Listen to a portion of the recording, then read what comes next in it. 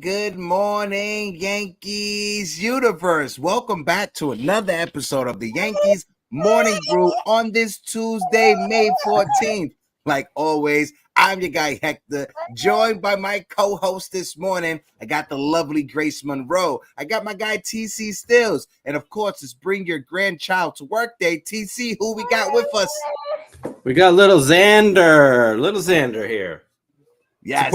Shout out to Lil Xander right now. We're getting the HR paperwork process, so no child labor laws will be violated in this episode today. I want to take a second real quick. To shout out the chat. Before I do an entire roll call, I'm going to start this episode, just 30 seconds if you guys can. Our guy Anthony Medina lost somebody dearly to him, right? If you guys know our friend Anthony, we've known him for a while. This is my brother. I tell you right now, I different moms, but I still love this man. Anthony, thoughts and prayers are with you. When I was going through with my pops, you was there for me. So I want to be there for you. So you just let me know. I text you. I sent you my number. You just let me know what you need from me and how I can show up for you. So everybody in the chat, we just take 30 seconds. Just take 30 seconds, a silent prayer for our friend Anthony Medina. If you guys want, throw the prayer emoji in the chat for Medina. We'll be right back.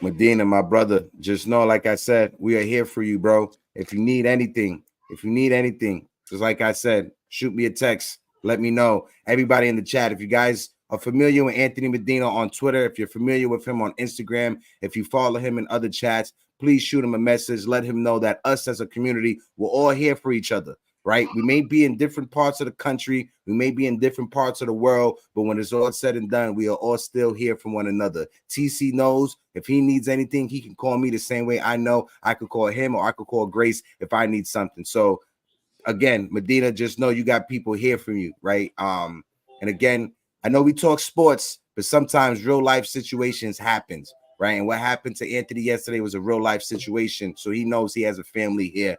Again, appreciate all you guys. Throw the prayer in the emoji for throw the prayer in the chat for my guy Anthony Medina. It's kind of hard to segue into some Yankee baseball after that, but let's try to be cheerful. Let's try to get into a good conversation. I'm gonna throw it over to Grace Monroe. Grace Monroe, let the people know how you feel this morning. Shout out to you. You got a coffee over there, Grace? Go ahead, Grace. What are you drinking this morning? You know I got my coffee. That was my New York accent. How'd I do?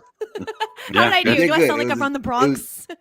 You sound Staten Island. I'll work on it. You hit it hard.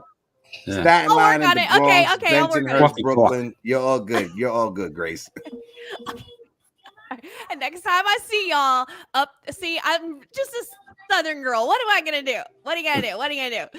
But next time I see y'all up in the Bronx, I'll work on it. I'm good. I'm doing so good. The Yankees have the most wins of any team in the American League.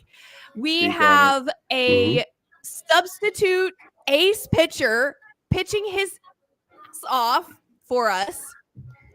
We have our hitters all coming around. Judge is back. We're about to go beat the brakes off the Twins. And I'm doing real good. How are y'all doing? I'm doing fantastic this morning. TC, how you feeling this morning, especially after the Yankees bat started waking up in that series? Yeah. What's your thoughts? Yeah, definitely a great day here, Tuesday morning. You know, it's always a good day. You know, in Yankee land, right? Even if they lose, it don't matter. But no, I'm excited about this team. That they're getting hot, and you know, they're bouncing back. That game on Sunday was it scared me a little bit, but they bounced back. Good sign. Glaber came through with the huge 3-run homer. Finally, and my Babe Ruth award goes to Jose Trevino. How about that? 2 home runs. That's my Babe Ruth award. You know, talking about Jose Trevino, I was asked this question. Shout out to my friend Dexter Henry, who had me on the weekend for SNY. But I was asked a question about Jose Trevino. This is the one thing I wanted to say. Trevino, he's putting aside all the quiet noise that people had about Jose Trevino coming into the season after his injury-plagued 2023. The question mark was: is Jose Trevino a full-time starter, or is he truly a backup starter in the major leagues? You're seeing it right now. 2 home runs in that game on Sunday. Jose Trevino, his wrist is not acting up anymore. We always knew Jose Trevino's glove was going to be his best asset, but now you see his bat starting to carry us for the first month. And I think we have a great pairing with both backstops, Austin Wells and Jose Trevino. In the post game, Jose Trevino, this is what he said. He said, good activity, good team stuff, dog stuff, like Verdugo would say, I guess. So he's leaning into the whole dog thing that Alex Verdugo. We're gonna get into the Alex Verdugo conversation. But Grace, I'm gonna throw it over to you. If you had to grade Jose Trevino, what would be the grade that you give Mr. Trevi? Go ahead, Grace. I'll throw it over to you. And shout out to the chat as well. Smack the like button, hit the subby. Go ahead, Grace.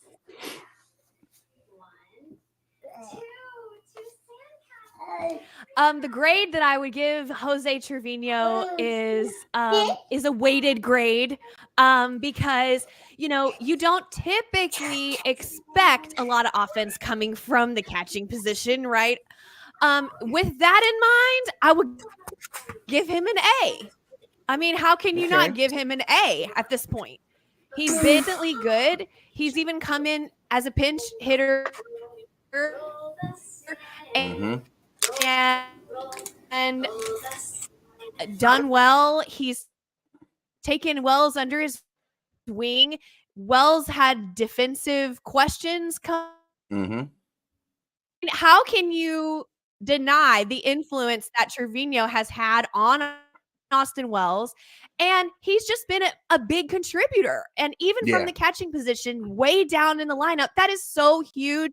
With all that in mind, I would give him an A. And I was a doubter. I was big on the Austin Wells train, and I still am. I want him to get going. I know that his at-bats will come around because he's still a consistent good hitter. He's having good at-bats. I hate to sound like Boone, but he's having good at-bats. And I'm like, it's going to come around. I really believe it. I'm ready for it to come around. But I was a doubter. I was like, Austin Wells needs to be the starting catcher, and Trevino's is the backup now. But no, Trevino has made such a case for himself. We have a true platoon catching position, and it's such a strength of our team. If Wells can just get the bat to come around, oh my gosh, it's so exciting. Yeah. You said it, Grace. You said it. It looks like the catching position is probably one of the strengths that we have. I know to start the season, both Trevino and Austin Wells were struggling for the first 15, 20 games, but they're starting to come on hot. I got my guy Damien backstage. I'm going to bring up Damien to join us right now. Damien, let me get a thumbs up. Let me know you're ready to rock out. It's my guy, Damien Serrano, the fly guy, Damien Serrano. Good morning, everybody. How you feeling this morning, my guy? I'm good. Good morning, everybody. Hector, Grace, TC, good morning. First and foremost, Mr. Medina, my heart goes out to you and the family. My condolences to you and the fam. Again, best wishes to the Unit family. Hope everybody's well, and you'll get through it for sure. Yeah, definitely. Especially, you know that you got people over here in your corner, Medina. Just know that you can hit up me, Damien, Grace, or TC. But Dame, you listening to the conversation. I want to get your takeaways. What's your thoughts, bro? Man, Trevi's probably, to me right now, Trevi's probably the reserve all-star catcher. Let's be real. I mean, obviously, they're probably going to go with Adley to start. But Trevi right now is playing all-star level catching. Not only with, you notice too, Trevi's arm is getting stronger as the season goes by. When we first started the season, and he's throwing a noodle out there. Now you look at the Tampa series, he was gunning people out. And the bat, what can we say about the bat? The bat is there. He's hitting 290 something, OPS in the 780s, hitting bombs here, there, and everywhere. Yeah. And then you got Wells, who's starting to pick it up as well. Wells is coming through. And listen, the catching tandem, as you said, Hector, to piggyback off a little bit, was kind of a weakness at the start. Now it's becoming a strength. And the team is rounding into a full team at this point. And I'm excited.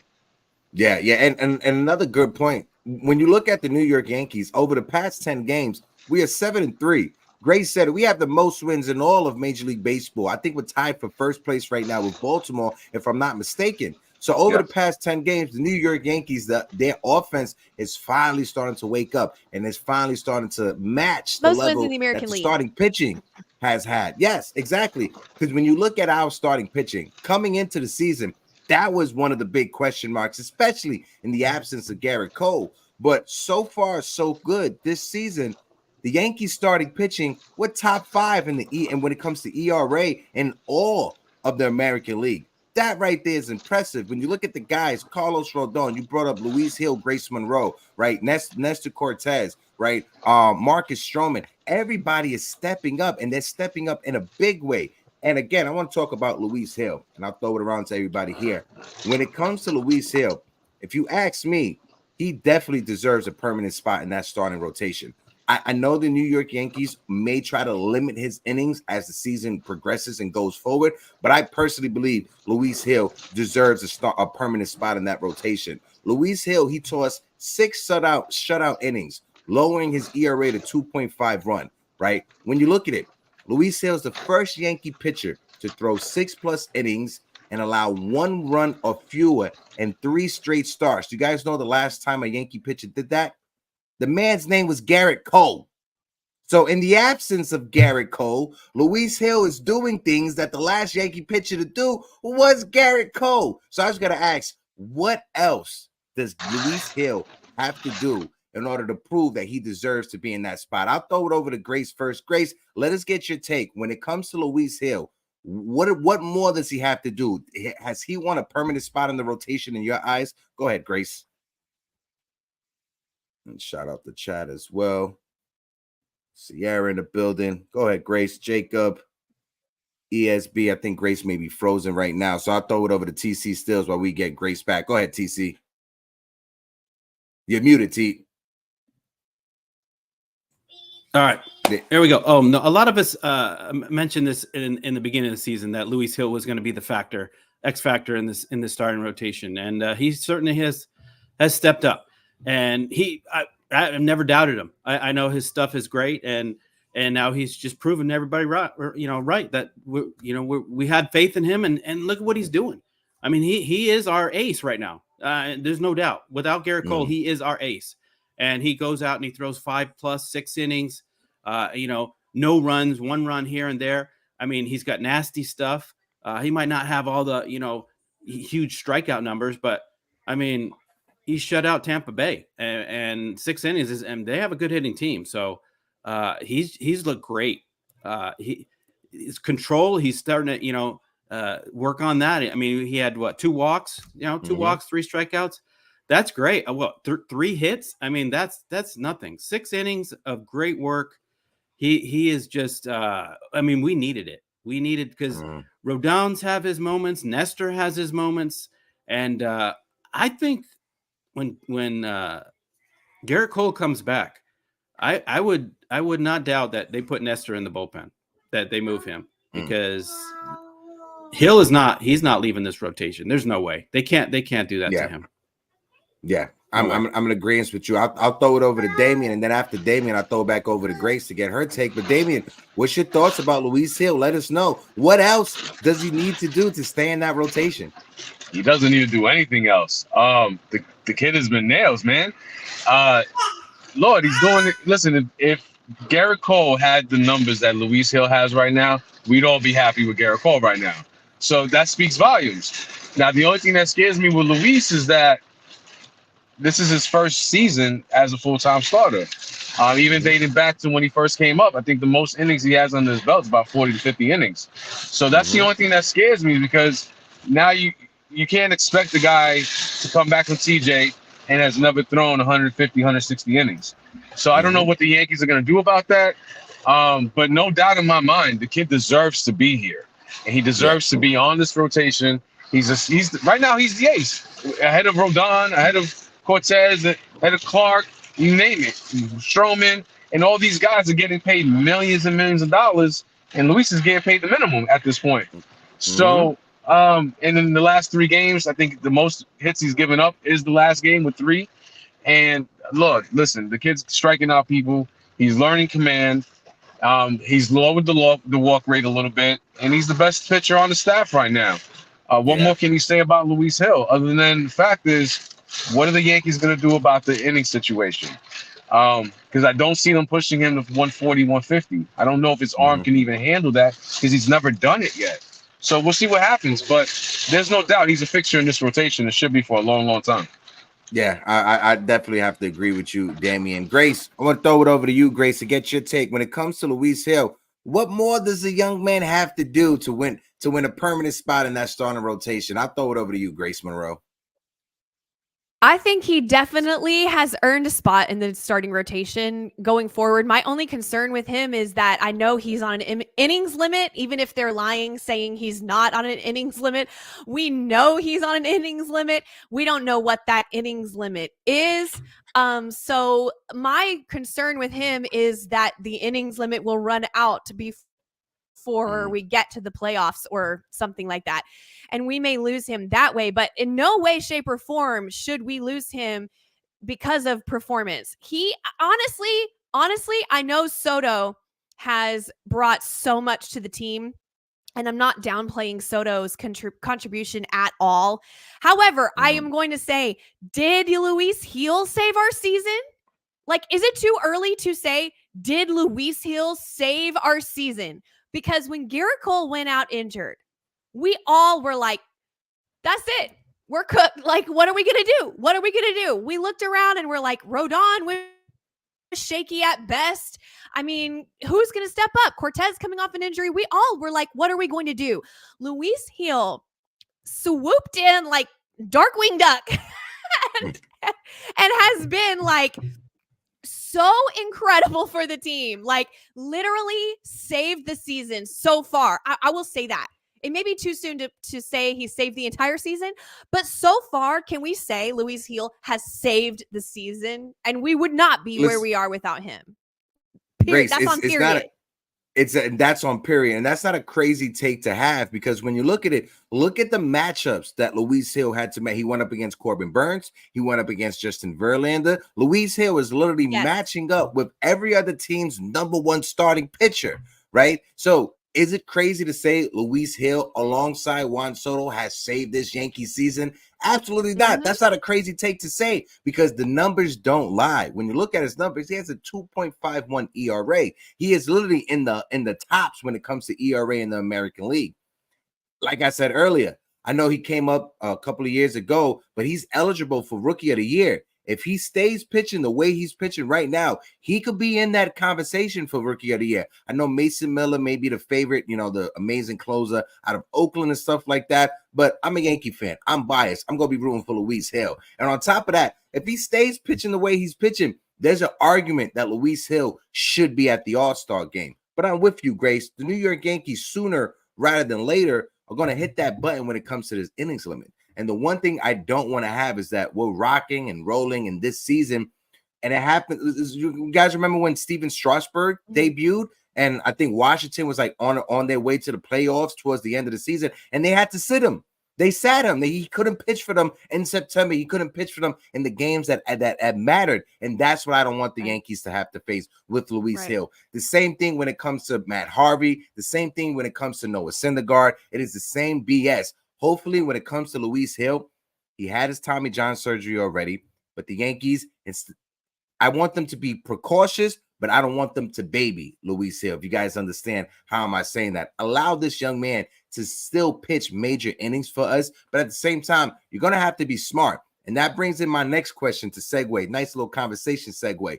Should the New York Yankees, instead of sitting Luis Hill for the rest of the season when he reaches that innings limit, should the New York Yankees, once Gerrit Cole comes back, should we switch to a 6-man rotation? I'll start it off with you, Grace, first. Grace, I'll start it off with you. Should the New York Yankees switch to a 6-man rotation when Gerrit Cole comes back? Go ahead, Grace.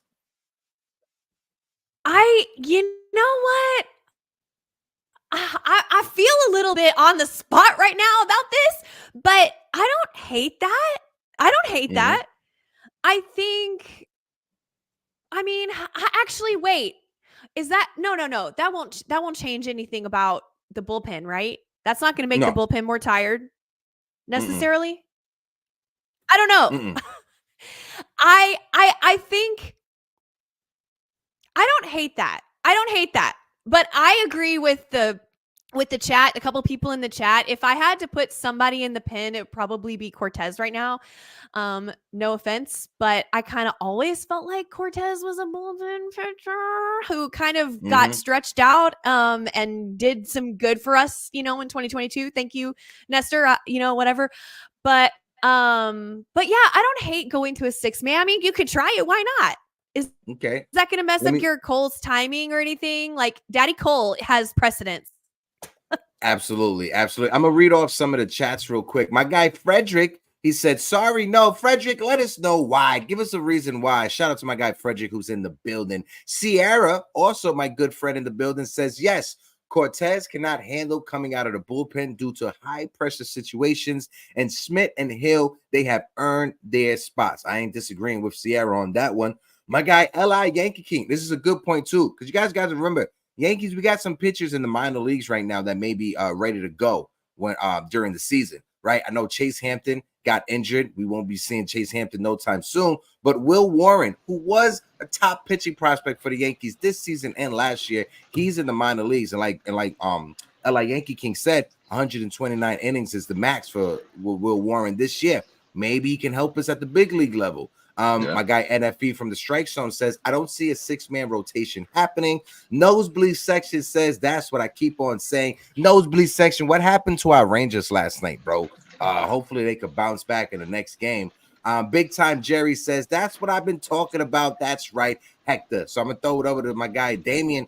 Damien, let's get your take. Should the Yankees go to a 6-man rotation? Shout out to D's channel in the chat. Appreciate you guys. We got over 100 people rocking with us right now. If you guys can, smack that like button, hit that subscribe button, and smash the reaction emojis on the side of the chat. It helps us grow the community. Go ahead, Dane. Yeah, hit those hearts in 100%, guys. I'm not against it. At this point, the one person that would be out is probably going to be Nestor. But can we just have Nestor pitch at home and home only? Because believe it or not, Nestor has a better ERA at home than Gerrit Cole. Crazy as it is. But can he maybe even piggyback off of him? And let's also face the fact that we also need a left-hand reliever because Caleb Ferguson sucks. I don't want to see him no more. And Victor Martinez is all right. He's serviceable, but you can't trust him in high leverage. So can we put Nestor at a high leverage lefty because we need it, or just go out and get Tanner Scott from the Marlins? But I'm not against a 6-man. Hector, I've said that before. It's a possibility. But no matter what, if we do go that route, Gerrit Cole is going to pitch on the 5th day no matter what. Yeah. Cole is a creature of habit, and you can't mess up his habits. So he's going to pitch the 5th day, every 5th day, and everybody else is going to have to get used to it. Kind of like Shohei Ohtani when he was with the Angels. Everybody had to get used to that because Ohtani was on a 6th day, whatever the case was. So I'm not against it, and I think the Yankees have a conundrum on their hands because Hill, like I said, you can't take him out, but what are you going to do to save his innings? Are you going to skip a few starts?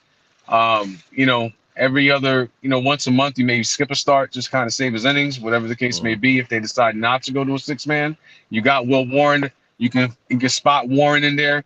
Obviously, you also have the other kid, Poteet, who can come up and do a spot start for Hill, who Poteet showed he's got good stuff. So the Yankees have a number of different things they can do, but I'm not against a 6-man rotation at all.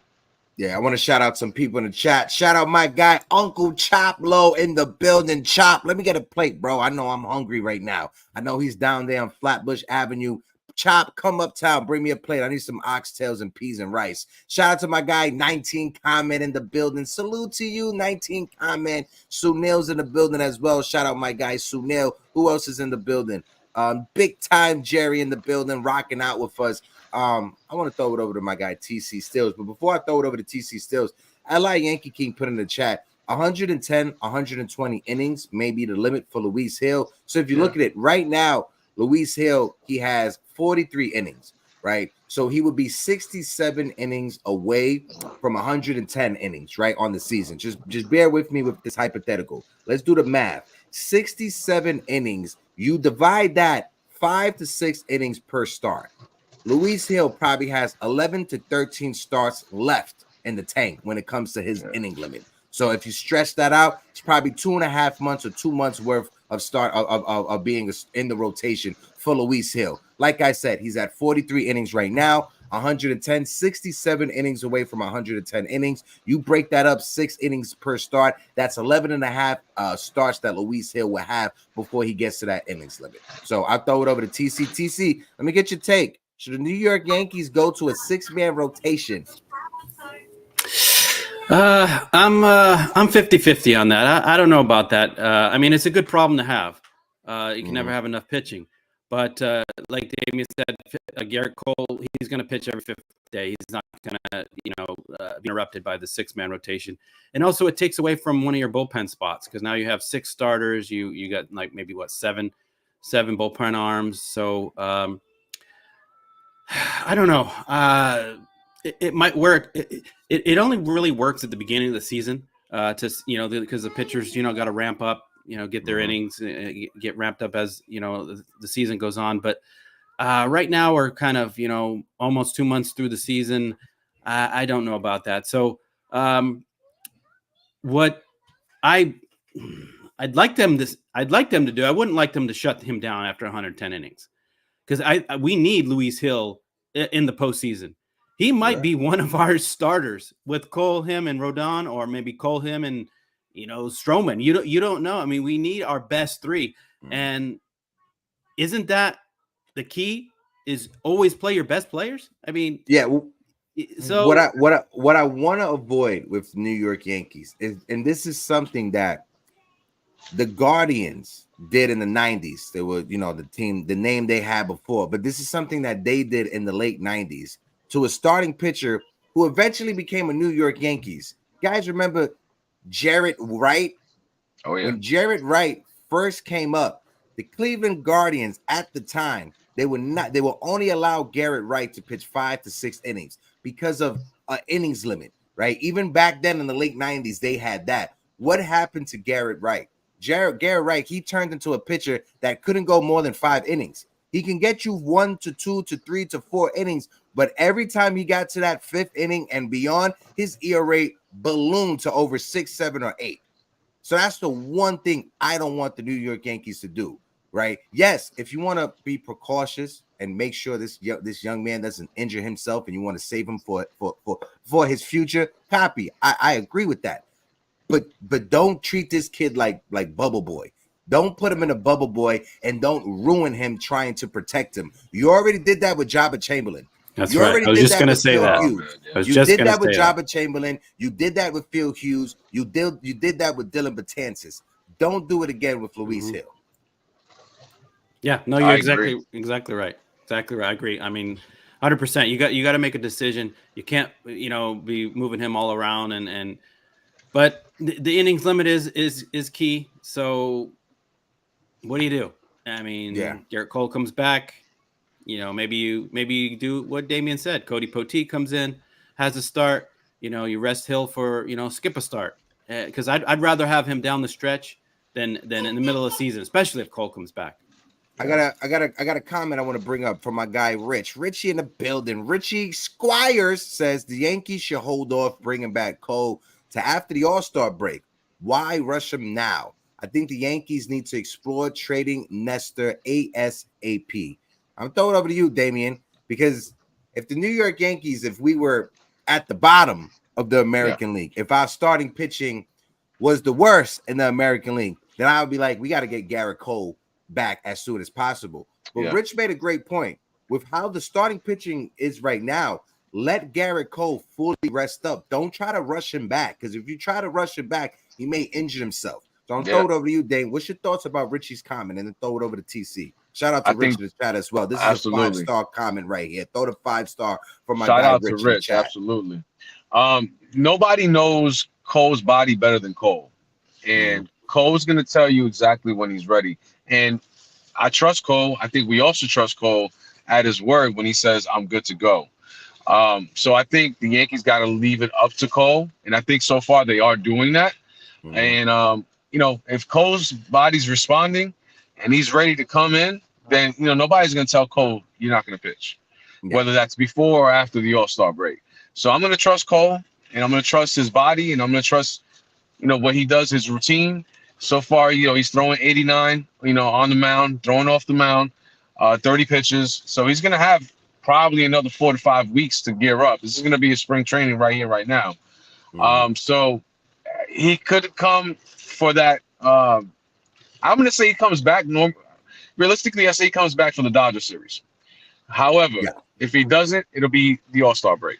So there's no rush with the way they're playing.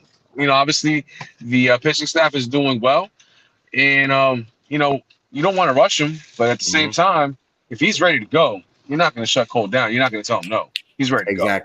Exactly. So, I'm right there with you, Damian. Also, too, Yankee fans, if you guys are free and if you guys are near Yankee Stadium this Friday, make sure you guys show up, because they're doing the hockey jersey night at Yankee Stadium. I'm going to be in the building. I got a crazy weekend ahead of me, right? Friday, I'm at the Yankee game for the hockey jersey night. Saturday, I'm at a celebrity softball game with current Giant Dexter Lawrence. He's hosting a celebrity softball game in New Jersey. I'll be there. And this Sunday, I'll be at the Baseline Social in Monmouth County with my guy Frank Luna, who will be hosting Willie Randolph. My friend Keith McPherson will be emceeing it. So if you guys are in the tri-state area, if you guys want to come out to some great Yankees events or some great Giants event, hit me up on social. I'll give you all the details for that real quick. TC, I want to get your thoughts on what Richie Esquire said. But before I throw it over to you, I want to shout out Frederick. Frederick in the chat says, send down Ferguson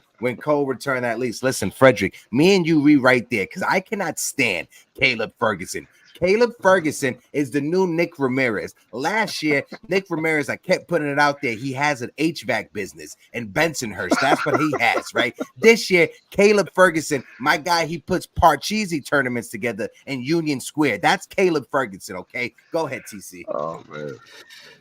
I want to know more about the celebrity softball event. You finally made it, Hector, or what are you batting cleanup? Or no, I'm going. Team are you on? I'm not going. I'm not playing. I wish I was playing. I'm not playing. Okay. I was gonna say, man, come on. No. So when as far as Cole goes, I mean, yeah, like Damian nailed it. You know, he knows his body and he knows when he's gonna be ready. I don't think he's trusting any of these doctors, any of these guys, these trainers, or anything. So, but yeah, I'm like Damian. Don't rush him. I would not rush him back. You know, All-Star break is fine. I'm fine with that. The Dodger series would be great, but if he's not ready, I need him 100%. I need him for the postseason. Our pitching has been fine. Everybody is stepping up. I mean, Luis Hill, we've been raving about him. I mean, he's just been phenomenal. So let him pitch the first half, and then he'll maybe take the second half off, rest until postseason. So we got other guys. We forgot to mention Clayton Beater. Beater's in the minors, ready to come up as well. So that's another one. Hold on. Did you see what happened about a week ago? Right, because I forgot to bring this up on the last show. Right, Joey Gallo was in a rehab assignment in the minors, and he was struck out by Clayton Beater. I think they said it. That is on Twitter. Say that is the first time that in the minor leagues a player that was traded for another player struck out the opposing hitter. Shout out for Clayton Beater striking out that bozo Joey Gallo.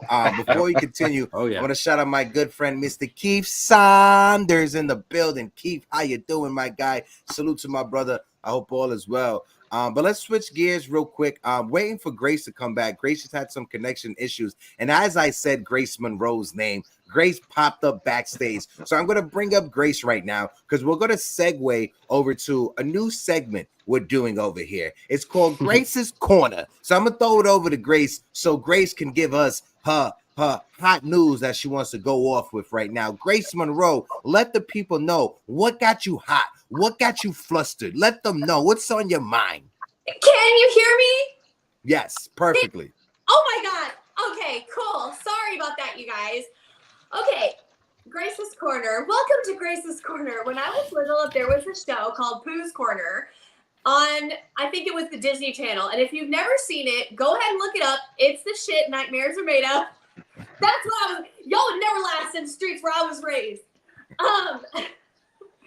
So I have a problem. My problem is very serious. And I feel like some Yankees fans might be out there suffering from the same problem that I'm suffering from now. And that problem is the fact that I am extremely attached to Alex Verdugo. Okay?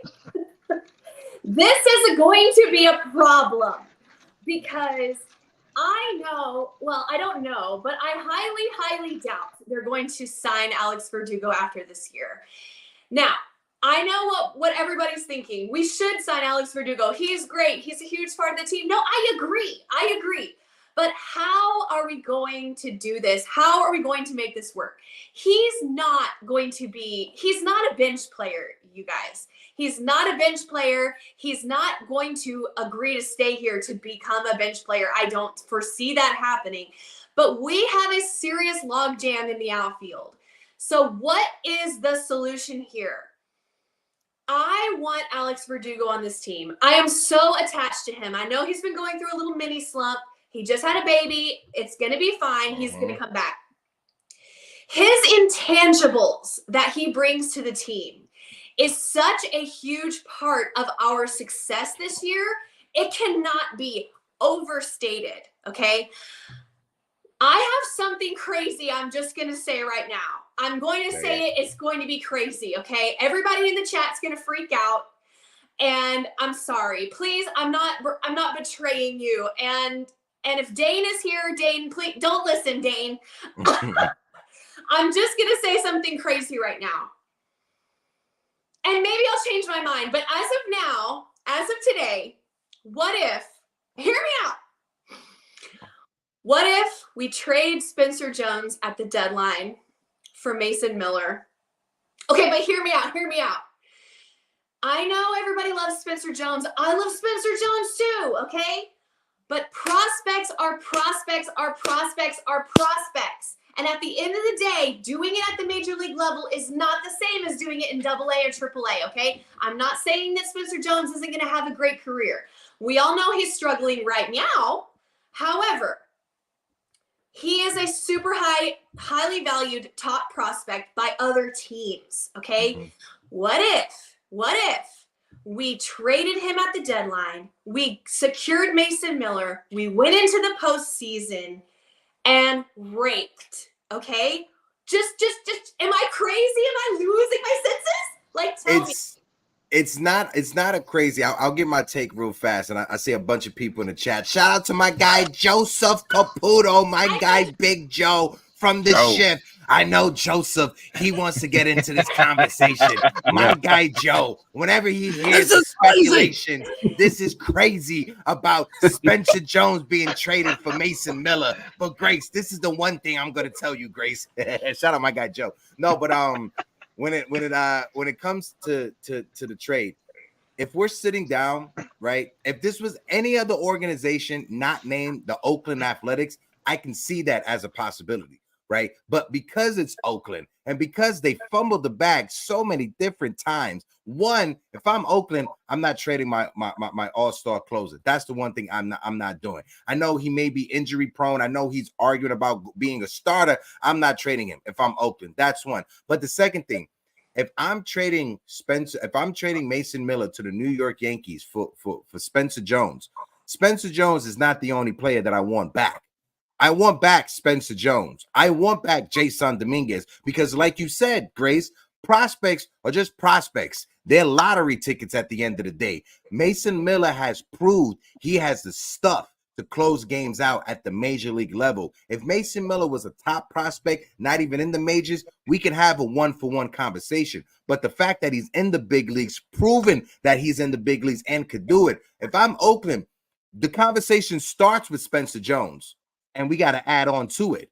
So from that logic or from that viewpoint, I don't think the Yankees will entertain it because it's not only going to be Spencer Jones. It will have to be Spencer Jones. It will have to be Jason Dominguez. And it will have to probably be Will Warren because Mason Miller, he's proven it so far in his rookie year that he can do this in the big leagues. And you will have team control with him for the next 6 to 7 years. So that's why I don't think the Yankees will do a one-for-one. Okay, but Hector, hear me out. I'm trying to win the World Series this year, okay?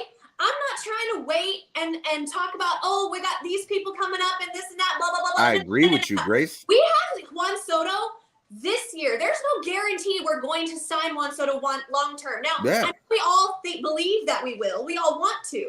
But there's no guarantee. This might be our only year with Juan Soto. This is our last year with Anthony Rizzo. Might be our only year with Alex Verdugo. This is our last year with Clay Holmes. Do you see what I'm saying? I'm with you. I'm with you, Grace. But you got to put yourself in the driving seat of the Oakland Athletics. You're trying to rebuild your franchise. You don't want just one top prospect. You want many top prospects. They ain't trying to rebuild shit. They ain't trying to do shit. They're just messing around. And they know that the next couple years are a wash. So please don't come to me with Oakland. Nobody's watching them. I would look like Sierra just said. It would probably cause you Peraza, Pereira, and Jones, and that's probably just just starting the conversation. Grace, it's gonna take more than that to get Mason Miller from the Oakland Athletics, and I don't think the Yankees are going to be willing to part with as much of their prospect capital. They didn't want to trade Spencer Jones for Corbin Burns. That's right.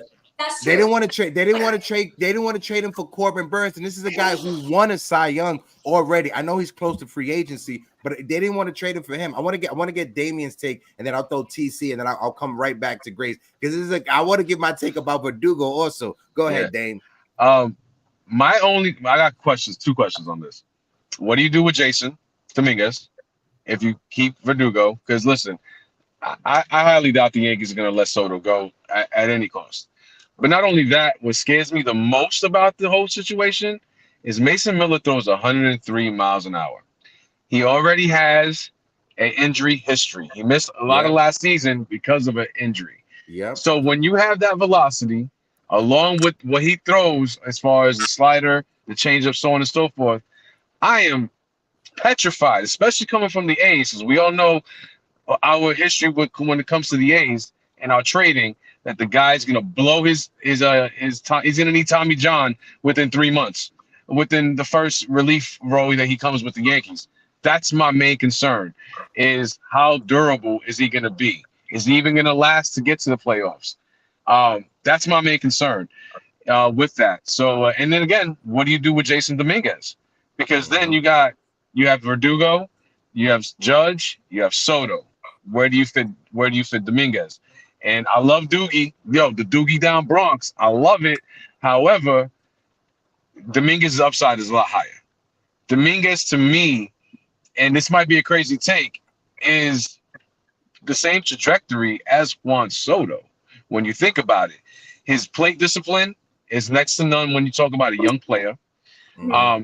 He doesn't swing up there for home runs. He sprays the ball all over the field, just like Juan Soto.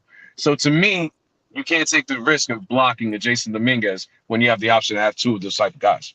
I'm sorry, I got a few super chats I got to read. My poor Double A. I was just looking up some stats. My guy Double A with the 199 super chat said the Yankees will rule. The Yankees rule as well the New York Knicks. Let's go, Double A. Salute to you. Double A with another 199. Support the name on front. Verdugo loss means nothing. And then he says, sorry, Verdugo's been declining since Boston. Get over it, Jason. is coming. Shout out to Double A with the $4.99 super chat. Thank you for helping us keep the lights on. I just want to put into context so people know when it comes to Mason Miller's injury history. This is what it is. He missed the entire 2022 regular season with a rotator cuff strain. Right? He missed the entire 2023 season with an elbow flexor strain. So he missed 2 seasons back to back in a row. The entire season. One for his shoulder and one for his elbow. To me, those are big red flags that you don't trade for a player that has those type of injuries. I mean, that type of injury history. And on top of it, let's not act like we haven't been here before. We've seen guys come up and have been flash in the pans. We've seen Joel Zamaya, right? We saw Dylan Bechances for a couple of seasons, right? Normally, there's some guys that come up and would throw gas, but then they'll disappear because of injuries. Look what happened to the Baltimore Orioles. Their all-star closer from last year. He's gone. They got to go with Craig Kimbrell, whose ERA is over 4 right now. He's blown 4 of his last 5 saves. Craig Kimbrell is trash right now. If there was ever a team that was in a position to trade for Mason Miller, it's the Baltimore Orioles, not the New York Yankees, because they have the prospect capital to trade for a guy, because they don't have a one prospect that everybody is losing their mind over, like Spencer Jones. They have multiple prospects that are top 20 prospects in all of Major League Baseball. Yeah. They could put a better package together for Mason Miller than the New York Yankees can. That's just how I look at it. I want to get TC's take on it. I want to get TC's take on it. We'll throw it back over to Grace. Go ahead, TC. Yeah, I know Grace is itching to back up hers, but yeah, so it is. It's a huge gamble, and I'm not trading Spencer Jones, a guy that can impact every single game, for a closer that's, maybe once a week, twice a week, and with that injury history, it just doesn't make sense. What I'm doing is I'm putting him at first base. I mean, we're going to lose Anthony Rizzo. We got Spencer Jones to come in and play first base. Why not? We can figure out. Jason Dominguez can play center.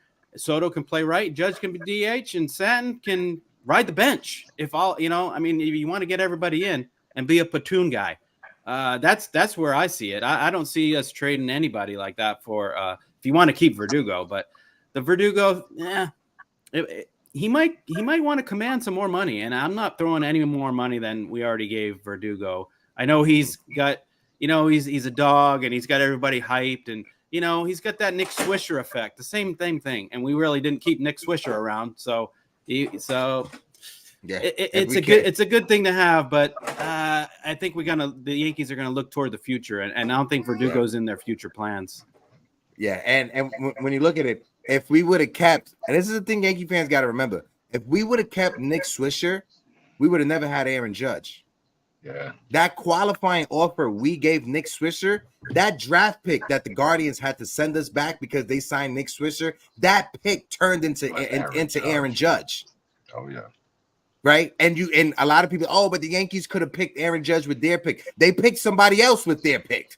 So if the Yankees didn't have that second pick in the first round, they would have never picked Aaron Judge, and Aaron Judge would be on another team, maybe the Atlanta Braves, maybe the Boston Red Sox right now. So you guys got to always put that in perspective. As much as we love Nick Swisher, and I'm going to tell you, I was a big Nick Swisher fan when he was in right field for the Yankees, especially in that 09 season. As much as we love Nick Swisher, I love Aaron Judge more. That's going to say. I want to throw it over to Grace. Grace, because I know Grace, she's itching to get back. Go ahead, Grace. Let us hear your take. Go ahead. Okay, what we have here is I'm sorry. I apologize. I apologize, Grace. We got Anthony Medina. He just brought us 5 coffees. Medina, my brother, you ain't have to say that. Absolutely. He just said, Hector, I just wanted to give you a little something for the great words you said for me and my family. God bless you, my brother, and always let's go Yankees. Medina, just know you're my brother. I always say it. Me and Mano de la Isla. I don't just say that just to say that, bro. But go ahead, Grace. I apologize. You may oblige. Medina, we love you. What we have here is a fundamental disagreement here. Okay, here's what I want to say. Mason Miller, Schmason Miller. Okay, I don't give Mason Miller or whoever you want to get. But what I'm saying is we are so close. I know it's early in the season, but let's I'm right here with you, Grace. Let's just say we're heading into the stretch, right? We're approaching the deadline, All-Star game. Like, okay. The World Series is so close, we can taste it. Okay, this is what I'm talking about. This is our one and only maybe year with Soto. Maybe.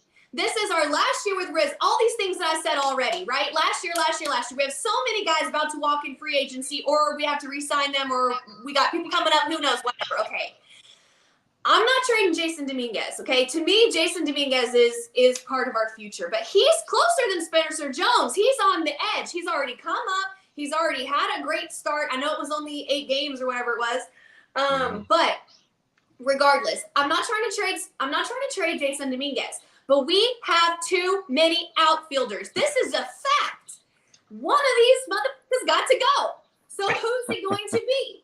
Who is it going to be? Now let me say. Go ahead, Grace. So I don't care if it's Mason Miller. I don't care who it is. If we are headed toward the end of the season. We're in first place. We're fighting it out with the Orioles. Maybe we're in second place, going back and forth. And we can smell the World Series. Everybody else has fallen to the wayside. Here comes Aaron Judge. Here comes Juan Soto. We are killing it. It is our time.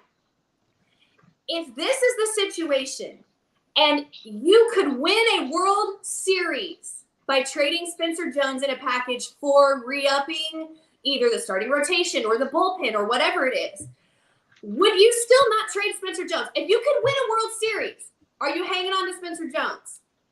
This is how I'm going to answer it, right? Okay. If a package presented itself with whoever this hypothetical person is that can help our starting rotation or our bullpen, if it makes sense, would I pull the trigger if that guarantees us a championship? Absolutely, I would, Grace. And I don't think there's a Yankee fan out there that wouldn't want to do that. But the thing is we don't know who that hypothetical person or that player who could be. If it's a starting pitcher who's 32 years old, I'm not trading Spencer Jones for a starting pitcher who's 32 years old. If it's a World Series. Even if it wins, that guarantees us the World Series, I'm not trading for a pitcher who's 32, 33, 34 years old, Grace, because not only do I want to win a World Series this year, but I want us to have longevity for the future. And when you look at Spencer Jones, and I know a lot of people can say, oh, Gleyber Torres was the top prospect. This person was the top prospect. This is what you guys got to understand. Gleyber Torres was never ranked as high as Spencer Jones is ranked. Okay, Spencer Jones, Baseball America put it out there. They're projecting at the end of the season, Spencer Jones is going to be the #1 prospect in all of Major League Baseball. When he fell to the New York Yankees in the draft, he fell because he sat out a whole year because he had Tommy John surgery because he was Shohei Ohtani in college. He was a pitcher and he was a hitter, and he was great at both of them. When the Yankees drafted him, they told him he could only pick one. And that's the thing. He wanted to be a starter also. But when the Yankees approached him, he was like, okay, I'll commit just to being an outfielder. And that's why the Yankees drafted him. And that's why he fell to the New York Yankees. If he never missed that one season in Vanderbilt, Spencer Jones would have been a top 3 draft pick in that draft. He fell to us in our lap. And I know he's just a prospect. I know he's just a potential. He could be a bust. He could be Greg Bird. I understand that. But when you have something that could potentially be so great, I'm not willing to give him up just for a bag of chips. That's just me. Some journeyman starting pitcher who is never an all-star, but who could help us win a World Series. That's just me. Maybe other Yankee fans think differently, but that's just how I view it. So that is our fundamental disagreement, because to me, I want to win a World Series. I mean, I feel like letting go of Spencer Jones would not crumble our empire. That is the difference between our points of view. And I would rather win a World Series now, bird in the hand, or 2 in the bush kind of thing, than bet on the future. I still want to have a future, but I think we will still have a future regardless. So that's our disagreement. But but like Chris N. He put this in the chat, and I'm gonna switch topics. But Chris just put this: I'm not trying to win 1 by sacrificing 3, and that's where I'm at right now. Yes, we may trade for a journeyman pitcher that can help us out this year, but when it comes to Spencer Jones, he can help us out for the future. Yeah, I hear you. Not only but and very, very cheap, especially when you look at the contracts we have on the books. Giancarlo Stanton, as much as we want to say get rid of him, he ain't going nowhere, right? So if you have a horrible contract like Giancarlo Stanton, you're gonna need young, great players who are cheap to go alongside these big contracts. Yes, you can have Spencer, you can have Aaron Judge in his massive contract, Juan Soto in his massive contract, Giancarlo Stanton in his massive contract. But what helps you out is having Jason Dominguez, who is great for very cheap, having Anthony Volpe, who is great for very cheap, Spencer Jones, Austin Wells. You can have the big contract. You can keep Verdugo if you want, Juan Soto if you want, because you have young talent who is cheap. The more young talent you have that are cheap, the better you are. A big reason why the Yankees were able to win in the dynasty years is because we had Mariano, Derek Jeter, Bernie, all cheap, Andy Pettit, all cheap. We were able to go out there to get that veteran for 1 year and pay and overpay. Like the New York Yankees in the late 90s, if the Boston Red Sox or if somebody was going to trade for Jose Canseco, the Yankees used their wallet and said, you know what? We don't need Jose Canseco, but we're going to stop this team from getting them because that will make that team better. And they sat Jose Canseco, but they still paid this ass big money. So when you have young talent that's cheap, you're able to flex your wallet, and that's what the Yankees can do great. Is flex their wallet to go alongside their young talent. Good points. Think about it. George Steinbrenner was ready to trade Derek Jeter. If it wasn't for his blunder and him getting suspended, Derek Jeter would not be a Yankee. He'd be who knows. So, and do we win championships then? We Same thing with Bernie Williams. Bernie Williams, same thing, so on and so forth. So, and to your point, Hector, in order for us to re-sign Soto, we got to have players on the cheap. The Volpes, the Jones, so on and so forth. We got to keep that cost down. Even though we're clearing $100 million off the books this season, if we sign Verdugo, that's automatically 15 to 18 million per season. That's going back on the books. That takes away from generational talent, Mrs. Juan Soto. So as much as I love Doogie, as much as he means to this team, as much as he's changed and helped the character and changing the locker room around, he's not worth that. And I love him. I love him. And one thing we also got to put into perspective also is that the Yankees, right? They've been voted by every other front office in Major League Baseball. This is from Brian Cashman's peers. Over the past 5 years, the Yankees have been voted as the #1 team to use the international signing pool best out of everybody else. And when it comes to the international signing pool, that whole thing is going to be switched. There's rules that are coming into place. The international signing thing is going to be a draft process. So the Yankees, they have to maximize over the next 2 to 3 seasons that international signing pool, right? And how do you do that? You let Alex Verdugo walk and sign and give him a qualifying offer so you could get more international signing money from another team. You let Gleyber Torres walk so you could get more international signing money. The Yankees, and you can speak to Dane about this, the Yankees already have 2 of the top 3 guys that are going to be into the international signing pool next year ready to go. The Yankees already have that money put aside for them. They're not going to do anything to mess up that money. So I know a lot of Yankee fans want the Yankees to go over the luxury tax. The Yankees are going to try to maximize the international signing period over the next 2 to 3 seasons. It may not be what we want because we want to win right now, but we got to look at the long game. And the long game is the Yankees are going to have they have to maximize it now, because in the next 10 years, the Yankees may not be over 500 because we won't be able to get the talent out of that in that international signing pool. Not only that, but think about it. The way that everybody's talking about Baltimore right now, as far as the prospects, that's what the Yankees are going towards, literally. Because with their international signing, the Yankees have signed the best international players that the market has to offer within the last 4 or 5 years, including giving Jason Dominguez $5 million, pretty much their entire international pool money. So, Arias, you got another one, Arias, Mayega, Lord have mercy. The list goes on, and then you add in the George Lombard, so on and so forth, which in a couple years, the Yankees are their farm is going to be talked about the way the Baltimore Orioles farm is being talked about, which means they're only going to add to the team. There's going to be trades to bring in great players, so on and so forth. So I can't risk the future for Doogie. As much as I love Doogie, I can't do it. And I already hear the people on Twitter say, "What about Miguel Andujar? What about Clint Frazier? What about Ronald Torreyes Jr.? What about this?" The thing is that you guys got to understand, when those prospects was in the Yankees system, they were the only top prospects in the Yankee system. They didn't have to compete with other prospects to save their spot. The guys that we have now, they all have to compete with against each other to keep their spots. There's a reason why Trey Sweeney was traded to the Dodgers, because of the emergence of George Lombard Jr. There's a reason why prospects get traded out of the Yankee system, because the emergence of other prospects that are on the rise. When you look at it over the past 3 or 4 years, when the Yankees have made trades, we've used starting pitching prospects. That's something the Yankees didn't have 10 years ago. We didn't have starting pitching prospects 10 years ago to trade. And now we got a lot of young starting pitching prospects we can trade in order to get a Juan Soto, in order to get this person, that person, or this person. But I want to switch gears. I know it's 12 o'clock. We're going to rock out for like 30 more minutes. And we haven't even gotten to any of this is a great conversation. Grace, I had to tip my hat off to you. A great conversation starter. I got to say that. Yeah. But I want to talk about the captain, Aaron Judge, number 99. In his first 21 games of the season, Aaron Judge had a /9, 179 batting average, 323 on base percentage, a 359 slugging, right? He was striking out 28% of the times. He only had 3 home runs. But over his last 21 games, Aaron Judge is batting 293.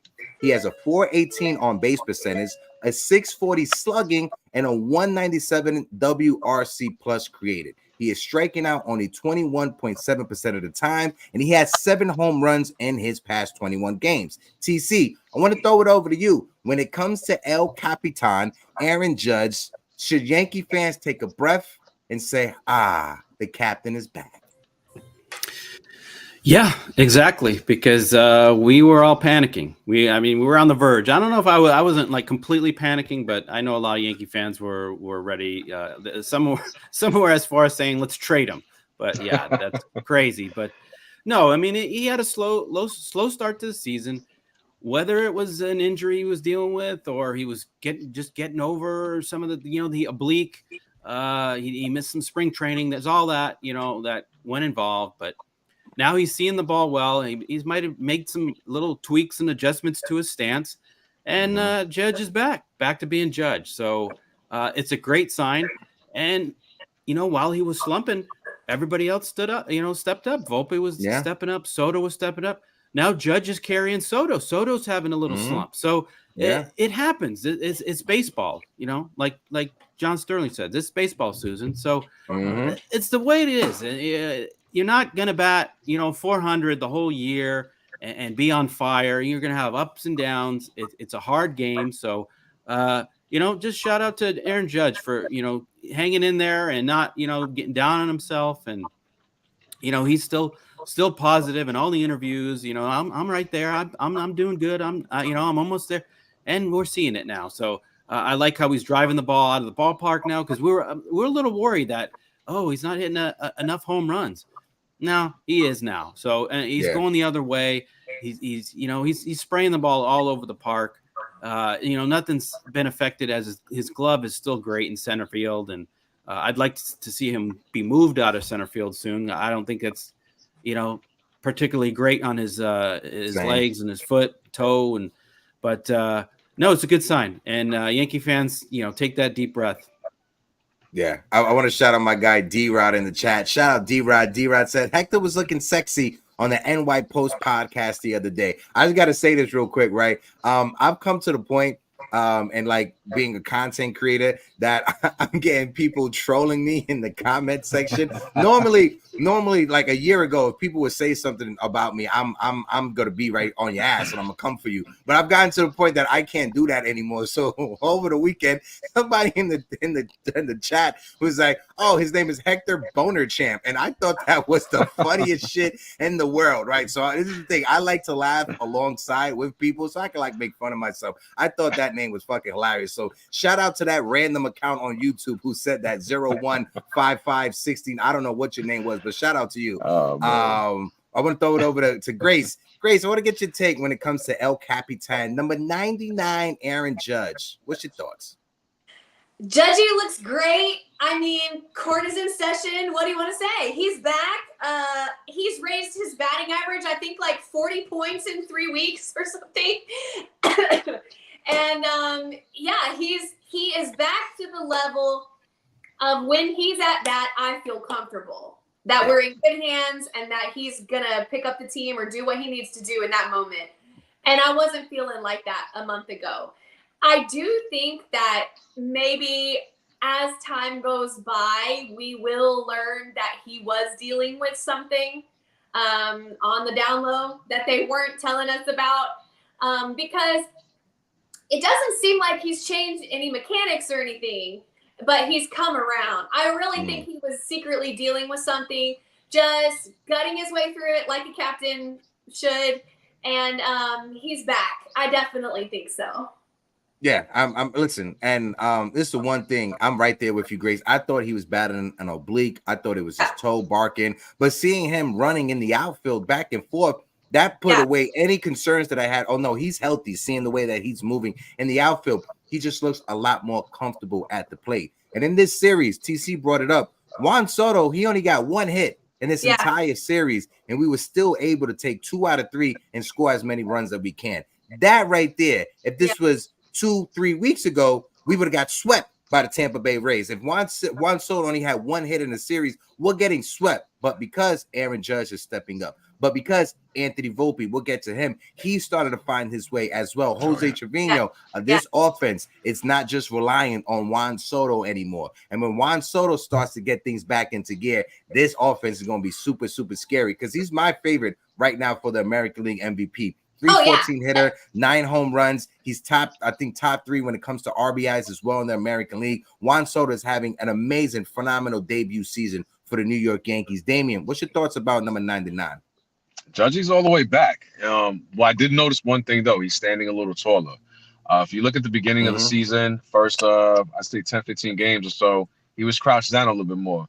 So the last, since he started getting a little hot, he's standing a little taller, which is allowed him to get to the baseball a little quicker.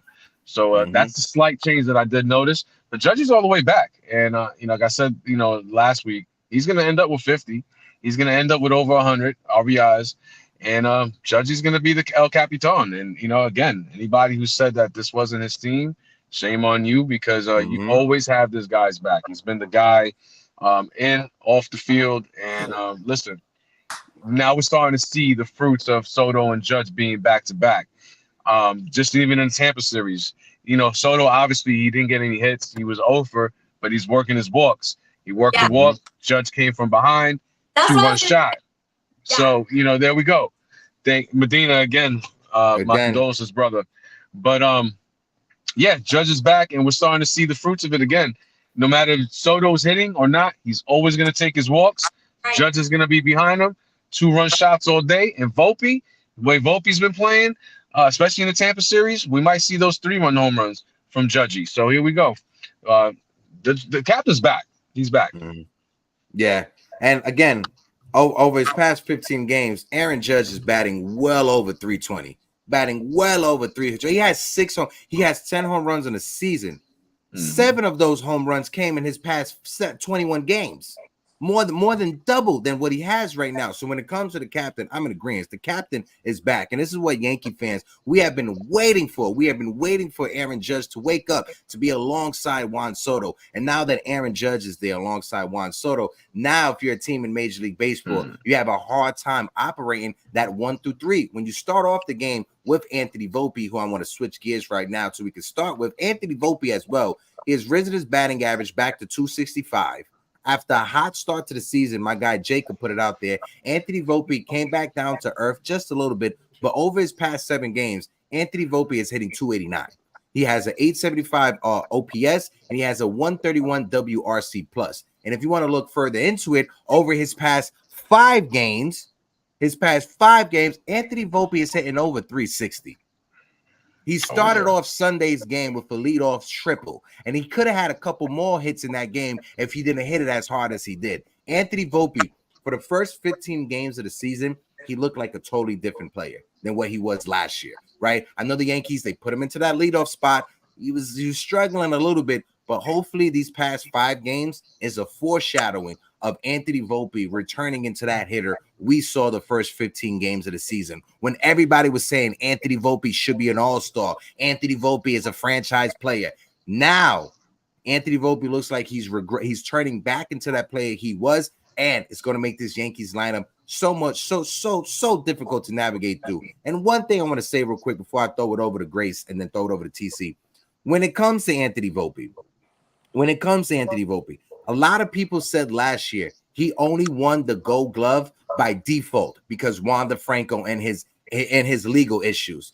Cool. You can have that for last year, but this season, his defensive metrics are way better than what it was last year. Anthony Volpe this year is showing you why he won the Gold Glove last year. Yes, did Juan DeFranco have some legal issues that got him kicked out of Major League Baseball? Yes, I'm not going to hold that on Anthony Volpe. But if you want to hold it on Anthony Volpe, go ahead, go fuck yourself. But as of right now, this season, Anthony Volpe is showing you why he's a Gold Glove shortstop. Damien, I want to throw it over to you to get your take on Volpe, and I'll throw it over to Grace and TC as well. Go ahead, bro. Listen, man, Volpe's everything we want him to be out of the last few games. He's everything you want out of leadoff hitter. He's being aggressive. And again, we saw Volpe start out with that triple. Soto came from behind, sacrifice fly, which is so underrated in this league. And defensively, right now, he's defensively the best shortstop in the league right now. Maybe not in the National League, but in the American League, absolutely. Listen, Volpe has got to he's continuing to grow. He fell back into a little bit of that uppercut. He leveled it back out in the last few games. And Volpe's, listen, sky's the limit for Volpe. He's going to be a shortstop for this team a long time. And if not, he'll be moving over to second, get a Gold Glove there while Arias comes up. So, again, this kid's going to be with us for a long time. I'm not worried about Volpe. I was a little worried for a little bit. I got nothing but confidence in the kid. And listen, at 1 through 3, Volpe, Soto, Judge, the league is on notice. Y'all better watch out. So, really quick, guys, I appreciate you. I got to go. I love all you guys. Y'all be safe. Chat, be safe. Medina, again, my condolences, my brother, to you and the family. And I'll see y'all later. My guy, Damien Serrano. That's Damien. The fly guy, Damien. Damien, you stay safe down there in Florida. Again, we're at 12:12. We're going to rock out for the next 15, 18 minutes to about 12:30, and we'll wrap things up. No open panel today. We'll have the open panel coming back this Thursday. But, switching up continuing the conversation. Grace, I'll get your take on Sir Volpe. What's your thoughts on the young chicken palm hero? Oh, I love Volpe. I love him. I think that, what can I say? I was worried about his offense the last couple weeks, but I'm seeing him come back around, settling in. Moving up to the leadoff position is not a little thing. That is a huge, big deal. And he took a little bit of time to adjust, and that's okay. He's coming back around. But what I want to say about Volpe is, even though his offense may have been a little spotty the last couple weeks, or like before, his defense, like you said, has been nails. So unlike Gleyber Torres, he always has that to fall back on. He is always contributing. He is always holding down the middle infield as best as he can, making incredible plays on defense, saving runs. I mean, his defensive contribution is huge. Different people playing third base. Gleyber Torres making errors. Rizzo had his early defensive struggles this year. Volpe has been there. He has been holding it down for us. So even though after he moved up to the leadoff position, he had a little bit of settling in, he was back to expanding the strike zone and striking out on the high fastball. He's coming back now, but his defense has always been there.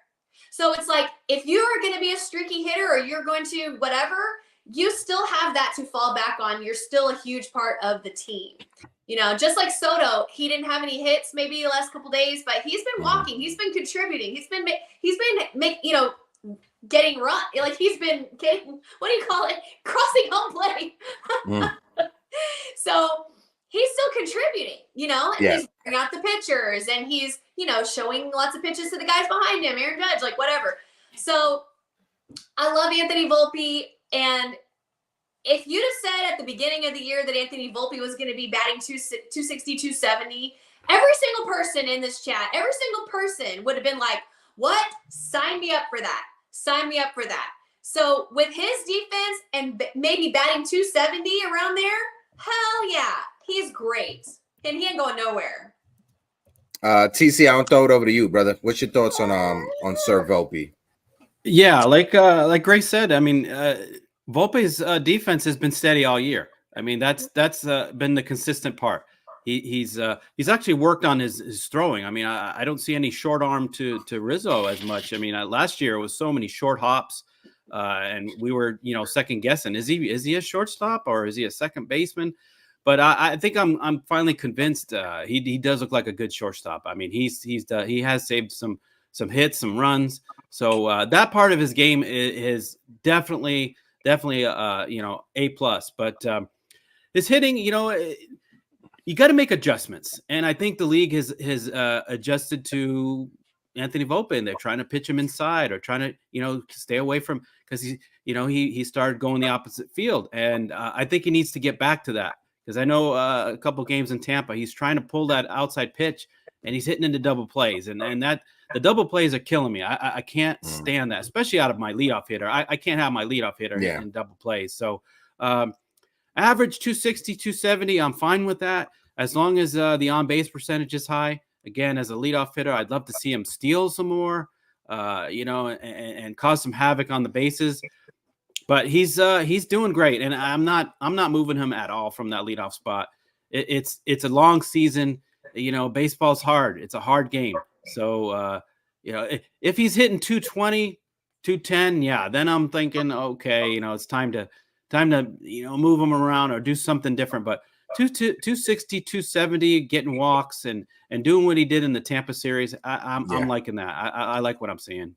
And for all you nerds out there that love like StatCast and analytics and all that, this is where Anthony Volpe ranks, right? When you look at his FRV, fielding run value, Anthony Volpe is second in the American League behind Bobby Witt Jr. Bobby Witt Jr. has 6 fielding run value. Anthony Volpe has 4 fielding run value. What that means is Anthony Volpe is 4 times better than your average shortstop fielding at his position. He is second in all of Major League Baseball. Bobby Witt is number 1, and then it's Anthony Volpe, and then you have every other shortstop in Major League Baseball. So Anthony Volpe is up there as a top 2 fielding shortstop, not only in the American League, but in all of Major League Baseball. So you guys got to put some respect on our shortstop name. I'm gonna have him be like, T.O., that's my shortstop. I'm not gonna cry though, like T.O. did.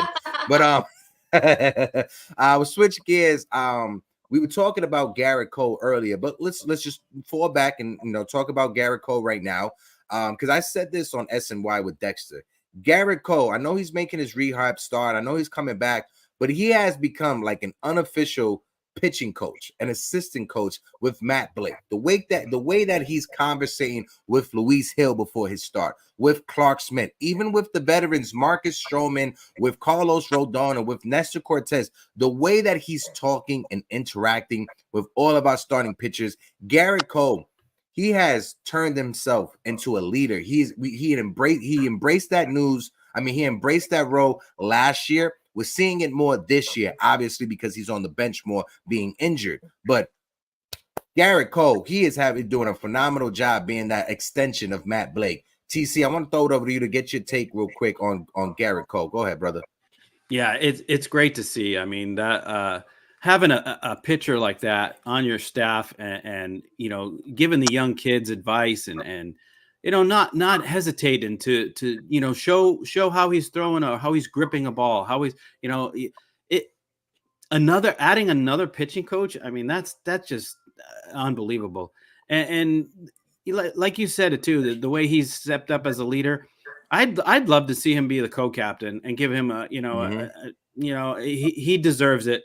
I know Judge is our captain, and sometimes there's moments where I'm not sure if he's stepping up as the captain, but I'd love to see Gerrit Cole have that, captain logo or something, with him, because he deserves it. And I can't wait to see him come back. even his presence, just his presence being in the dugout with the guys has, lifted all these pitchers up. I mean, these guys are carrying the load, these starters. So he's obviously doing something. He's teaching them, telling them something right. So good, can't wait to see him come back. Yeah, great. Grace, what's your thoughts on Big Daddy Cole? Oh, what can I say about Daddy Cole? I adore him. He's my favorite player. He's my favorite Yankee. I mean, he's the best. Like, I'm throwing roses. Like, I just love him. He can do no wrong in my eyes. Ever since he became a dad, that's why I call him Daddy Cole. Ever since he became a dad, the change that I've seen in him has just been so endearing. He got the dad bod going. He's like, he cares so much about his son and his wife, his little family. He is fierce on the mound, but as soon as he steps off, he's like the cuddly little, teddy bear. I just love him. He cares so much about the team. He loves the New York Yankees. He bleeds Yankees blue ever since he was a kid. This is his dream. He's living it. He wants to help every single person on the pitching staff. He is, even when he's injured, he is totally keyed into every single pitch of every single game. And when he's like on the broadcast, they give him the headphones and have him be on the broadcast. He's like, oh, sorry, what were you saying? I was watching the pitch. He is so dedicated to the team, to winning, to the Yankees, just mantra. He is such an invaluable piece of our squad. And I just adore him. What else can I say? I could go on. I mean, he's the best listen, baseball. He's the number one. And when Gerrit Cole is healthy, he's the number one pitcher in baseball, right? His leadership, the way that he goes out there, attacks it on the mound. He is a dog. He had an amazing season last year. Over and under, real quick before we switch gears. Over and under. When Gerrit Cole comes back, do you think he get over 10 wins or under 10 wins when he comes back for the rest of the year? What's your thoughts, Grace? Folks in the chat, let us know. Over and under 10 wins for Gerrit Cole when he comes back. I guess it depends on when he comes back. But, I mean, I'm hoping that I think that Gerrit Cole is such an accomplished pitcher, such a surgeon on the mound, if you will, that he will be able to get outs and to get through lineups even without his high velocity. We've seen him do it before. If he comes back without his high velocity, if he comes back totally 100% healthy, then I would say over, right? But we don't know what kind of shape he's going to come back in. I just have all confidence in Gerrit Cole.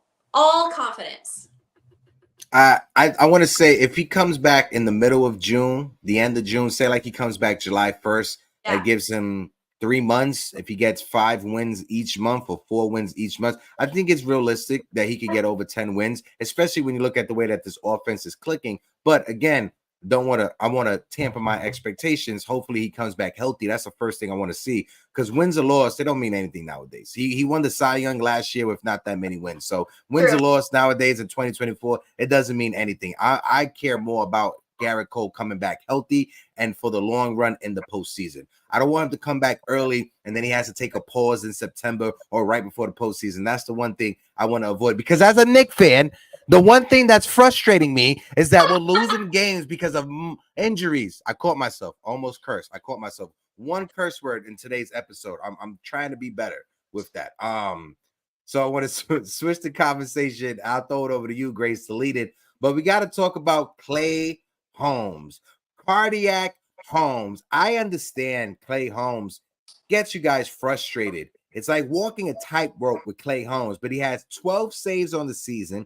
He has a 0.00 ERA, 21 strikeouts. I understand Clay Holmes is not your cup of tea, but you can't argue against his numbers. Clay Holmes right now arguably is the best closer in all of Major League Baseball. He has still yet to give up a run. As of May 14th, he has yet to give up 1 run. Again, I know it could be tricky. I know he could probably have you on the edge of your seat, but Clay Holmes, he's able to shut the game down. Grace, I'll throw it over to you, because I know you were saying at the trade deadline, the Yankees need to get this person or that person. Are you confident that Clay Holmes could be our closer for the rest of the season, or do you still want the Yankees to make a move at the deadline to get another closer on top of Clay Holmes? Well, I mean, another closer can't hurt. If it's a really good closer, another closer can't hurt. But does that mean I don't have confidence in Clay Holmes? No, not necessarily. Okay, see, you brought this up. I'm sorry.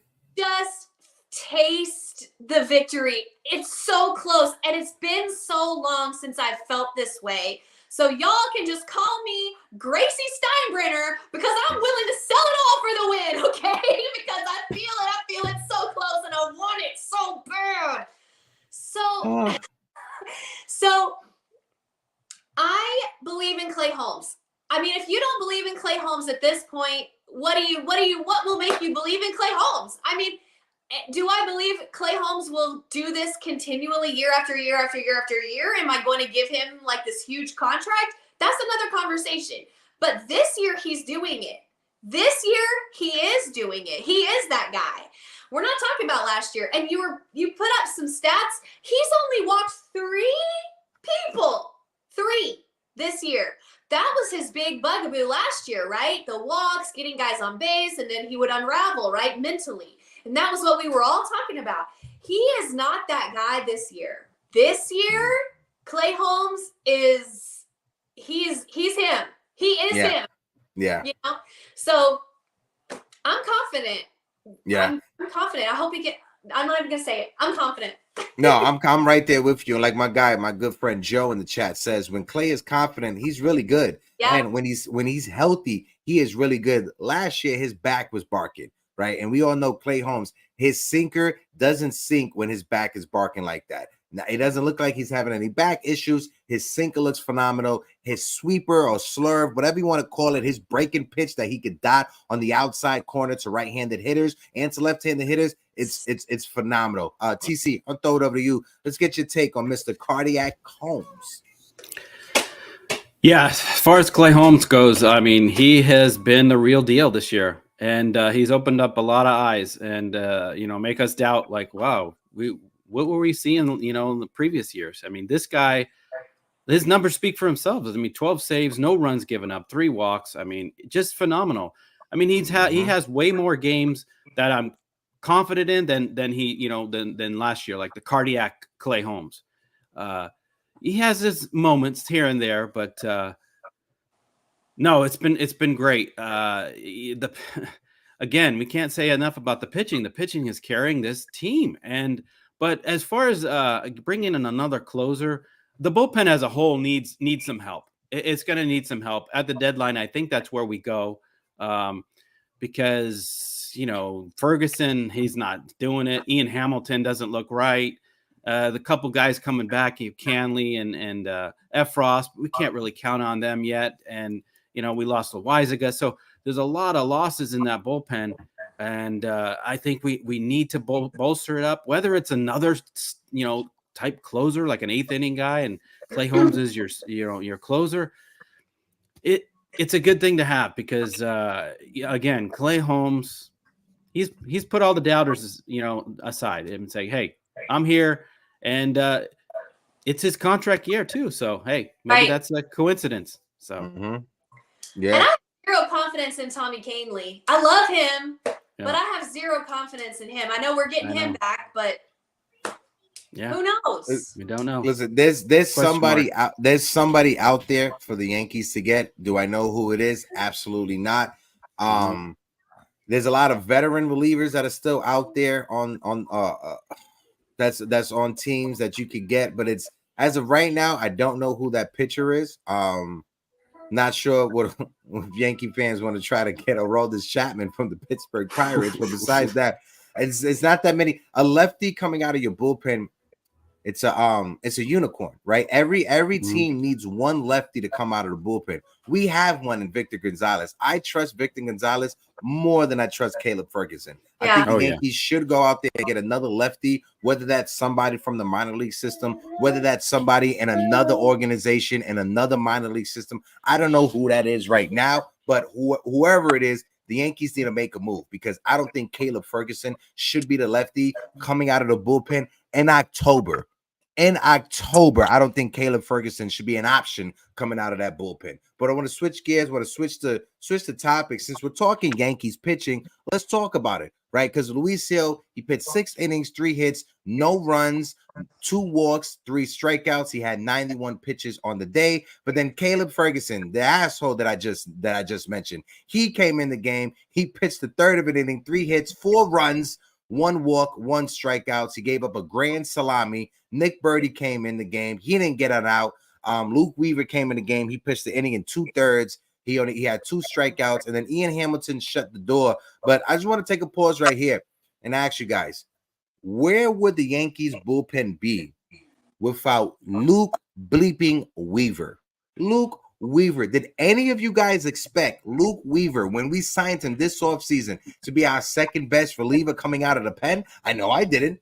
What about you, TC? Did you think Luke Weaver was going to be the second best reliever behind Clay Holmes? No, not at all. No, I had him pegged as a spot starter, and that's what he was last year. He came in at the end of the season and he ate up some innings for us because the season was pretty much over. But no, never did I think that he would be this guy. He is like a setup man. He is he's been fantastic. All high leverage situations. Aaron Boone does not hesitate, brings him in, and he gets out of the inning. That game in Tampa Bay, they were about to take the lead. I mean, that game could have been over, and he came in and shut the door. So, I mean, hats off to Luke Weaver. I mean, nobody in their right mind thought this was happening. No way. No. And, I want to bring this graphic up real quick, but my guy Ralph, this is what he put on Twitter. He said, if you look at Brian Cashman's entire Yankees tenure, there are too many wasted years. Definitely. Derek Jeter 2006 was a wasted year. So many wasted years and not enough championships.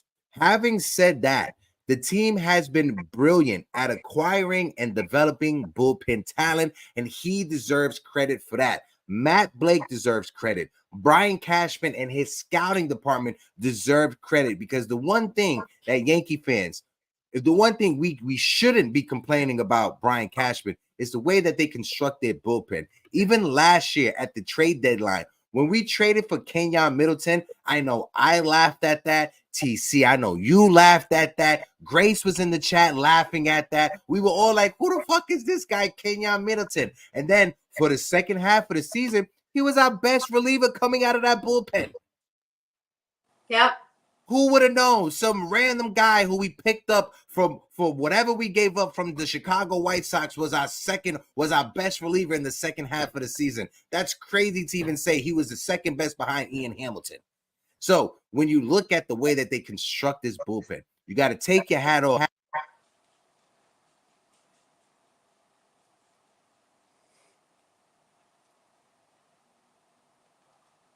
Yeah, and what I want to say while Hector's on mute, figuring it out over there, is credit also to Aaron Boone. And I know this is, listen, I'm controversial today. I don't know what's in my coffee. There you go. But credit to Aaron Boone, because Kenyon Middleton had the reputation of being somewhat of a locker room problem. And when he came over, he was great. No problems. That has to be Aaron Boone's credit. Same thing with Verdugo. Verdugo's reputation was that he was a locker room problem, that he had an attitude. That has been the total opposite experience that we have had as New York Yankees fans with Alex Verdugo this year. He is like Mr. Congeniality. Like, who is this guy? This is not the guy y'all told us we were getting. Yeah. Same thing with Kenyon Middleton. Who can you credit that? Maybe Aaron Judge. Aaron Judge, too. He's the captain. He probably has a huge influence. But, yeah. I just want to shout out Razil the Great said, even Hector's mic said, stop the cab. No, I hit the wire on my mic. Shout out to you, Razil the Great. But no, listen, you gotta be able to give Brian Cashman and Matt Blake some credit when it comes to putting this bullpen together. And you brought it up about Verdugo. Let's have that conversation about Verdugo, because when you look at Alex Verdugo, Grace, you hit it on the head. We were told Alex Verdugo, he is a bad locker room presence. He is bad for team chemistry. But so far this season, I would have never thought when the Yankees traded for Alex Verdugo that I would be screaming on May 14th, we got to do anything we can to keep the dog in the Bronx, because Verdugo has been an amazing player, an amazing presence in that locker room. We have some Yankee fans complaining about Marcus Stroman and his do-rag, and you saw the memes going on Twitter. If George Steinbrenner was alive today, he'll be rolling in his grave looking at Marcus Stroman. What did Alex Verdugo do? He went up to Marcus Stroman and was like, hey man, could I have one of those do-rags to wear it with you? So you're not the only person that people are talking about. That's a teammate right there. That's somebody who's seeing the static being put onto his teammate, and he's saying, you know what? Give me some of that. Let me get one so I can rock it with you. Shout out to Alex Verdugo. Like, honestly, that acquisition of Alex Verdugo, I never thought he would have this much of an impact. And it's not like he's having an MVP season. No, he adds the things that don't show up in the scouting report. When it comes to chemistry, when it comes to camaraderie, this is what we have been missing. Joey Gallo wasn't that player, right? Willie Calhoun wasn't that player. Jake Bowers wasn't that player. Our guy Doogie is that guy, and he is a dog. Shout out to Alex Verdugo. That's what I'm saying. That's why y'all, this is what I'm saying. If you have any advice for me on how to not get attached to Alex Verdugo, please write me at www.graciesteinbrenner.com and give me advice on how I can break up with him, because I am seriously so attached to this guy. He brought the Yankees back to life. He brought our captain more fun. He brought our captain a new layer of excitement and you know, because Aaron Judge, he's Captain America, right? Juan Soto, he's Iron Man. You see what I'm saying? Verdugo is like, I don't know, like Hawkeye. I don't know. Somebody help me out with the metaphor. But you see what I'm saying? He brought a new personality trait out of Aaron Judge that we had not seen. We'd never seen him have this much fun. And Verdugo said, I found the fun again. That's a quote. He said, I've never had this much fun on a team. That's a quote from Alex Verdugo. He is the heart and soul of the team. I actually think TC, made this comparison, or maybe it was Damien, I can't remember, that he reminds them of Nick Swisher. That was to you, TC? Yeah. That is a great comparison. Once you said that, I was like, oh, shit, you're right. See, I'm a bad influence on Hector, too. I got him cussing up here. Listen. If y'all have any advice for me on how to break up with Alex Verdugo, please let me know, because I'm attacked.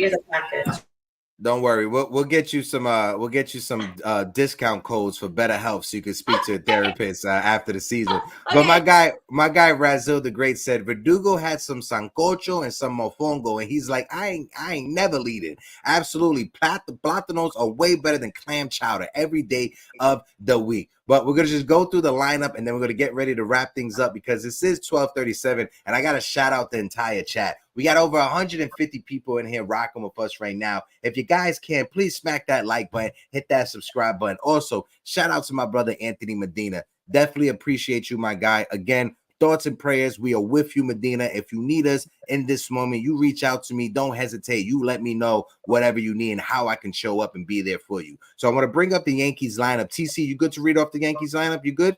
Okay. So I'll throw it over to my guy, TC, because he does a great job going up and down the lineup. Go ahead, TC. Yeah, also, I just want to just say Verdugo is bringing the fun back to this team, and it's got 2009 vibes. That's what I mean, it's all over again. So, so Anthony Volpe was 1 for 5. He scored a run, had a strikeout, 265. His average is starting to climb up a little bit. Juan Soto actually got a hit. He was 1 for about 14, 15 on the series. 1 for 4 on Sunday with a run, and he's batting .314. Aaron Judge 2 for 4. He scored a run, 2 RBIs, had that big home run, batting .235. Average is starting to climb big time. Giancarlo was the DH, 1 for 4. He had a strikeout. He was batting .230. Grisham was a pinch runner. He came in and scored a run, but let's not talk about his average. Anthony Rizzo was 2 for 5, 2 runs scored, .265. He's waiting in the weeds. He's coming up. Gleyber Torres had the huge 3-run home run. 1 for 4 with the 3 RBIs, batting 208. Still not where I'd like to see it, but clutch hit there. John Birdie was 0 for 4. He had a strikeout, batting 263. Babe Ruth Trevino was 2 for 4, 3 RBIs. He had the 2 home runs, batting 293. He is wow. What a game, man. He's what a series. And Jones was batting in the 9th spot, playing left field, 1 for 2 with the run scored. He had a huge home run too. I mean, hey, good job coming in, get your spot start and get a home run. He had a walk. He's batting 250. And Verdugo, just came in and played left field. This is a question I got to ask you, right? Because the Yankees have yet to win a game with Trent Grisham in the lineup, right? And I know he's here as a pinch runner. Does this count as him being in the lineup? Because even the games that he was a defensive replacement, we lost those games. So is the streak over? Should we say that we finally won a game with Trent Grisham in the lineup? Does he get credit for being a pinch runner and a win? I don't know. The jury is out. Folks in the chat, you got to let me know. Grace, what's your thoughts? No? Grace is like, no way. Y'all, Trent Grisham is a problem. Yeah, we don't even have that many problems this year. Trent Grisham is a problem. No offense, but his defense doesn't even look good. Yeah, he didn't look good. That's right. He didn't. Yeah, he didn't look good in the outfield either, Grace. But yeah, Trent Grisham, we need you in the lineup for at least more than one at bat in order for you to qualify to get off of this losing streak hump. But until then, Trent, we still got a question mark on you. But folks, it was a great Jason convo. Dominguez. We got Jason Dominguez on the way. We got a lot of people coming up. Grace, I would have throw it over to you. Last take. Let the people know how you feel before we get out of here. I mean, listen, we get on here and we have crazy ideas and we have some negativity sometimes, but overall, we're very happy right now. It's good to be a Yankees fan in 2024.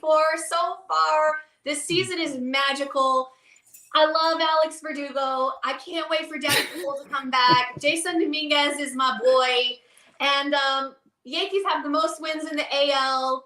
I'm not sweating. Like, I'm chilling. And I'm sorry I had a crazy take, y'all. But when I have crazy takes, just know that it comes from a place that I want to win a World Series so bad that I'm willing to risk it all. So when I act like that, y'all can call me Gracie Steinbrenner. It's fine. When I'm in my double personality, my multiple personality, my Gracie Steinbrenner might come out. So Sasha Fierce. As we near the trade deadline, y'all might see me acting crazy. Yeah, shout out to TC. The Sasha Fierce reference. TC, I want to get your take. Last take before we get out of here, brother. Yeah, no, Grace, we all love you. No, crazy takes or not, we're all here and we listen to everything, and it's not that crazy. So, shout out to the chat. I mean, love these guys. Everybody, each and every game they're out, or show, they're out here, supporting. Just love that. And the Yankees are, had a hiccup there, in Baltimore, but now we right the ship, and we got the Twins coming in, and I think Rodon needs to step up and show what he's got, and we rolled through the Twins. The Twins are our team that we usually smack around, and we own them, and kind of like the Astros this year, we kind of smacking them around. So it's good to see, a lot of the guys that Trevino and Volpe and Judge, heating up. Pitching has been solid, so I see another series win. Yeah, same. Hopefully, over in Minnesota, the Yankees offense can still show up. I want to shout out the chat. My guy 19 Comment was in the building. Big time Jerry was in the building. Nosebleed section, let's go Rangers was in the building. My good friend Razil the Great. Big Lou was in the chat. Appreciate you. The save situation was in the building. Shout out to my guy. Of course, my guy Joe from the shift. My guy D-Rod was in the building. Anna Marie was in the building as well. Appreciate all of you guys. Mike Perez was in the building. If you guys can, smack the like button, hit the subscribe button, and smack the reaction. You guys today, you guys killed it. We were over 5K when it comes to the reactions. And thank you guys so much. This is a new thing that YouTube is pushing out. In order for us to get our live pushed out to more Yankee fans, you guys got to just keep on spamming that reaction button. I appreciate you guys. Like always, hit the like, hit the sub, drink some water, say something nice about yourself. Until next time, deuces.